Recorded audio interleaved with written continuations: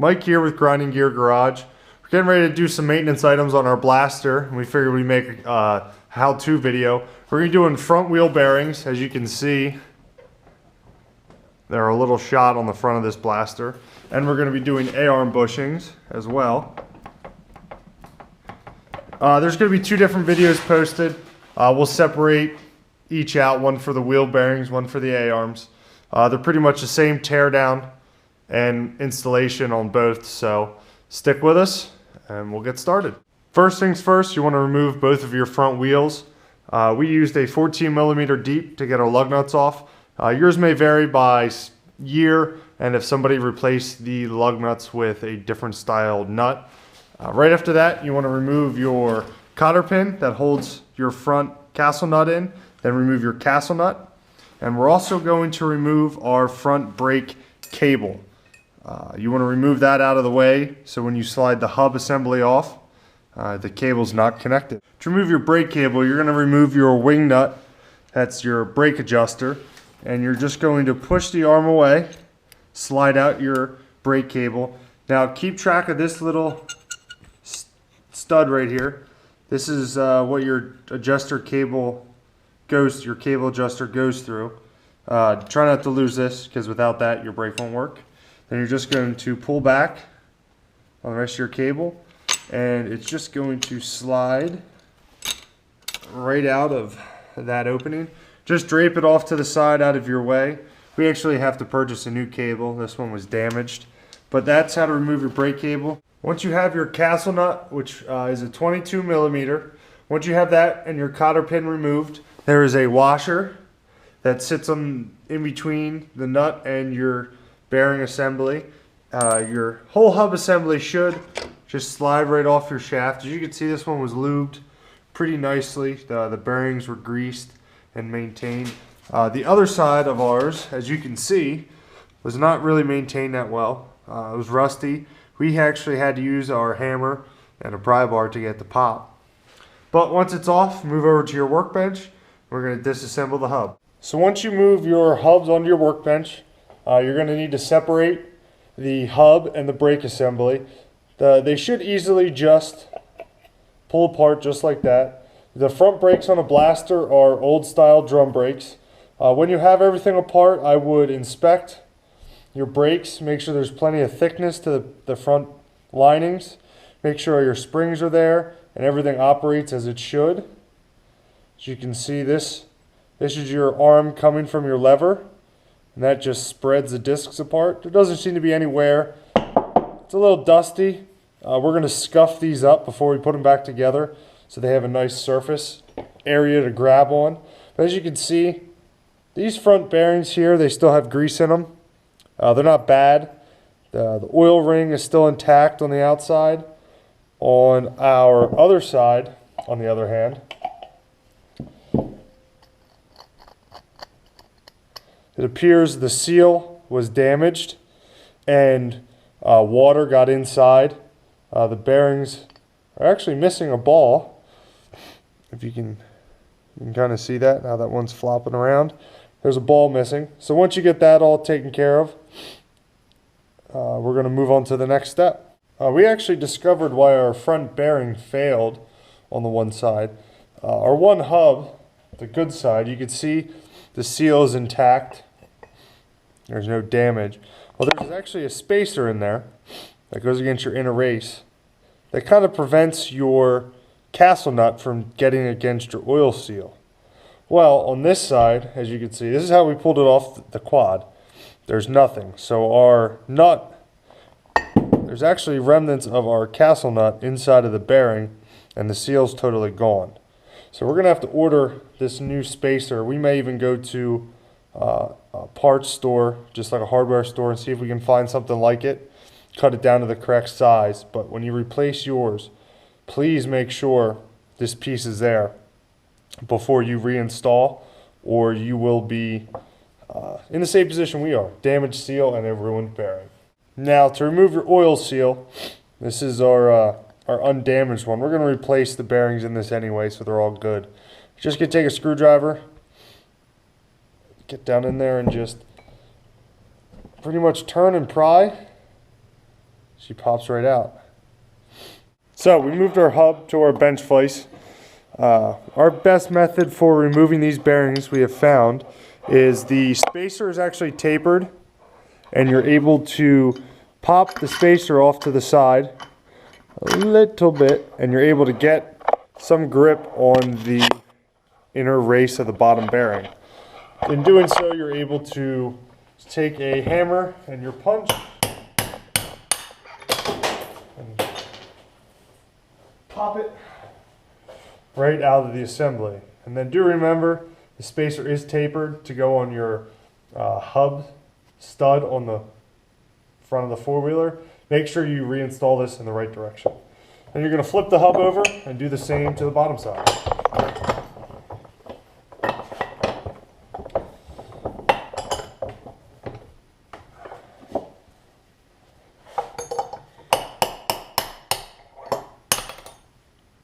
And there we go. This is best case. This one came out super easy. The other side is probably going to fight us because of the rust. But it's pretty straightforward. Once you have the bearings out, also make sure your areas where the bearings ride are cleaned. If not, take emery cloth, clean them up real good. Make sure there's no areas for potential corrosion or rust. As you can see, both of ours are very clean. We're just going to clean them up with some simple green to get any of the old grease out of there, and then we're going to be ready to reassemble. So we're ready to install our new wheel bearings. We're using All Balls Racing again. Like we said in one of our earlier videos, they're a local company to us in southeastern Pennsylvania. They make a fantastic product for both wheel bearings for both sides. It was like $25 a piece, $22 a piece I want to say. Comes with two bearings. They're different, obviously. The outer one has a smaller ID, and the inner one has a larger ID. It comes with a new oil seal for the outside and a new one for the inside by the brake pads. So we're going to get set up and press our new bearings in. To get our bearings started, we just set it in and then lightly take either a small ball peen or a dead blow hammer. Just lightly tap around the edges of the outer race to evenly get the bearings started. Then we're going to move over to our bench press and we're going to fully seat the bearing.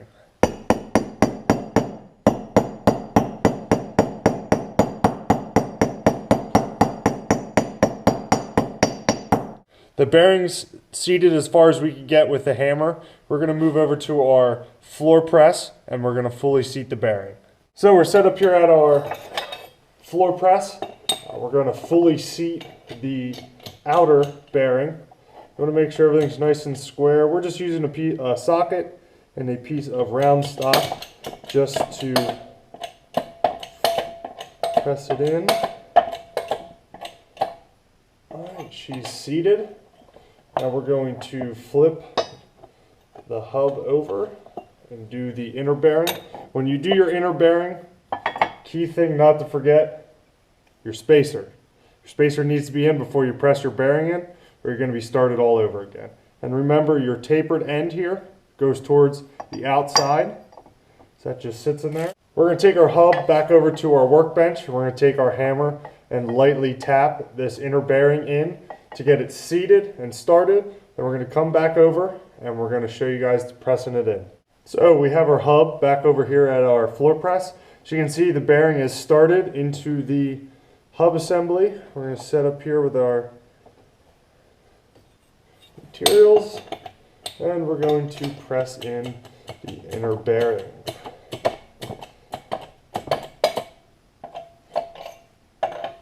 Now this one doesn't go in as far. It sits pretty much flush with the this part of the hub right here. It's recessed slightly, but not a whole lot. This one recesses a whole lot more because of the oil seal. All right, next we're going to install our outer oil seal. We like to install the seals with a rubber mallet so we're not really damaging them at all. Just lightly. We start one corner and just give it a few good taps and you start.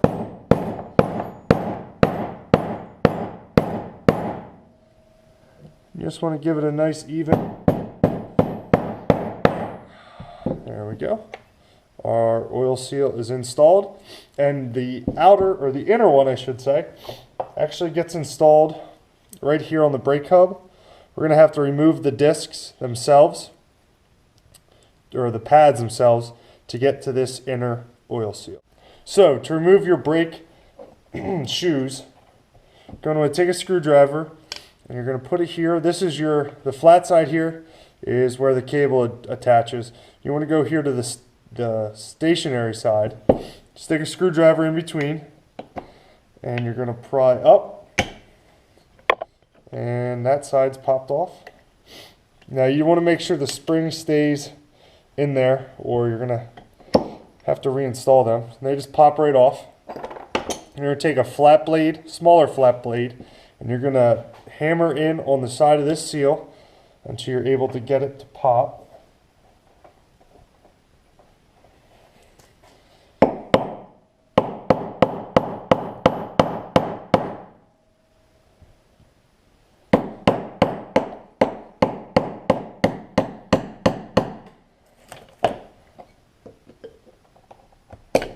There we go. Seal's out. You just want to take a rag and clean up any excess grease. And you're going to want to install the face, this part right here, not the side where you can see the spring. You're going to want to install the face towards you. Do the same thing we did before.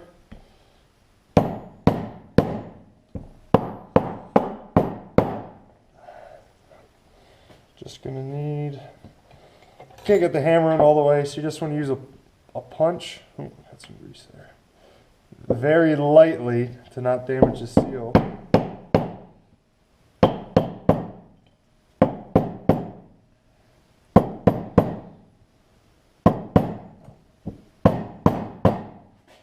Just go.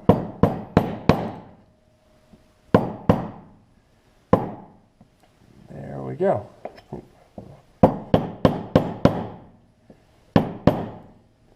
There, our seal's installed. So you're going to take your brake pads, install the flat end first, and you're able to pry them apart either with a screwdriver or by hand.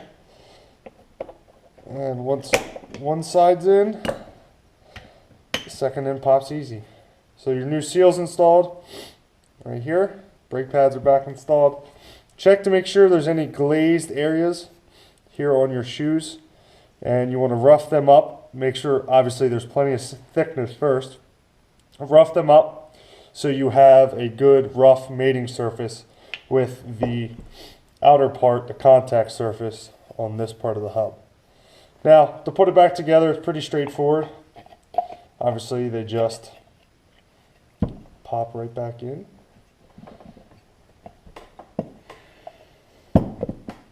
Just like that. And the brake part of the hub is side dependent.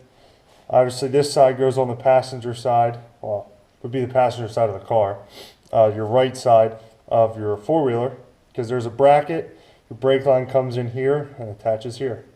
To reinstall, you're going to take your brake hub, make sure your shaft is clean and well greased.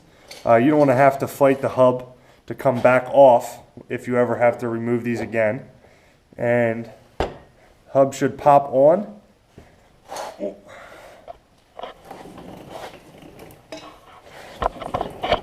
Let's give it a few little taps. Make sure the pocket on your arm assembly, there we go, she's fully seated. Back on, you're going to want to put your spacer back here, right here, and then reinstall your castle nut, your cotter pin. And you're going to take your brake line and you're going to reinstall it